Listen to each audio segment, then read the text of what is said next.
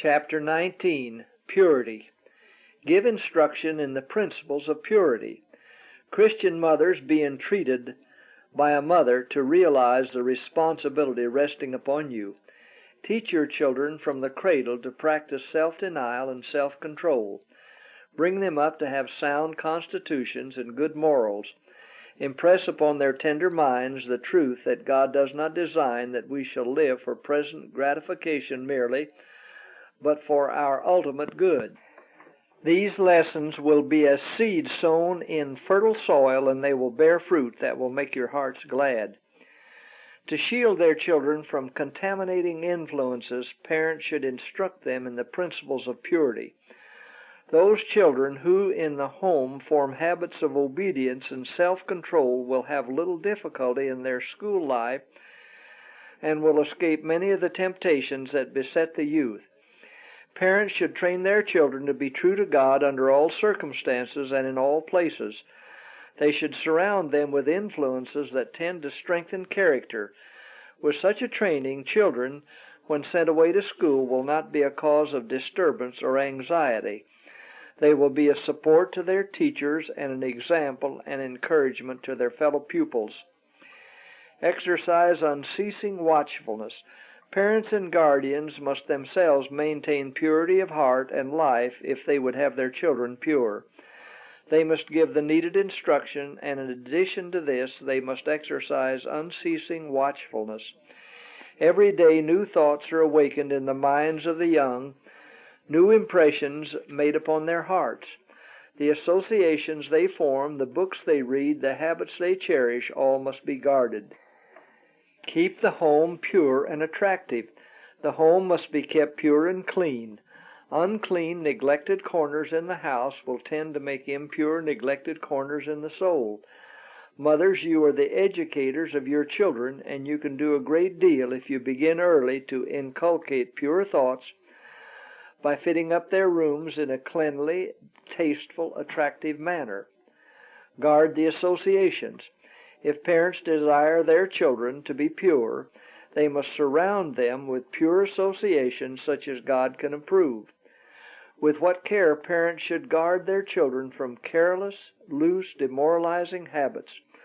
Fathers and mothers, do you realize the importance of the responsibility resting on you?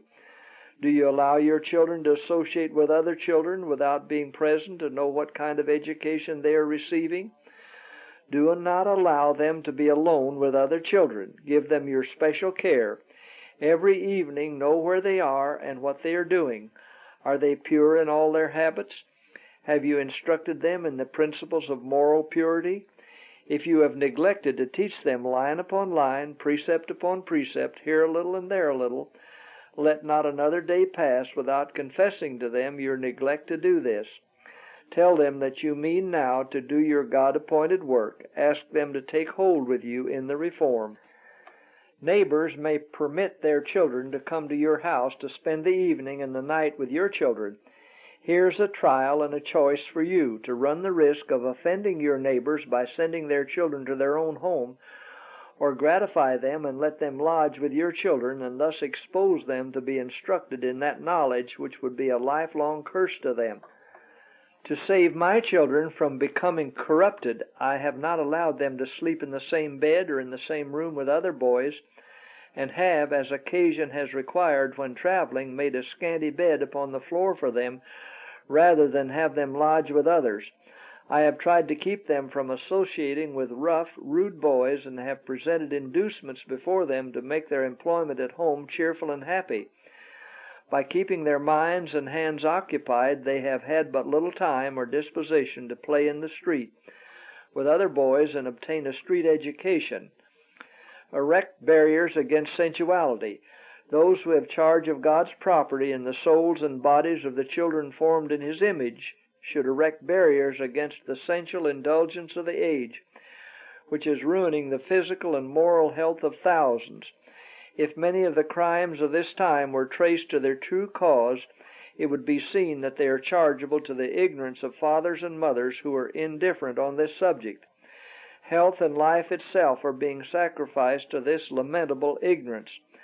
Parents, if you fail to give your children the education which God has made it your duty to give them, you must answer to Him for the results.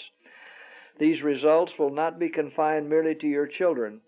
As the one thistle permitted to grow in the field produces a harvest of its kind, so the sins resulting from your neglect will work to ruin all who come within the sphere of their influence.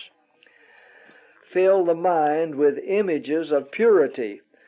The Christian life is one of constant self-denial and self-control. These are the lessons to be taught the children from their infancy. Teach them that they must practice temperance, purity in thought and heart and act, that they belong to God because they have been bought with a price, even the precious blood of His dear Son.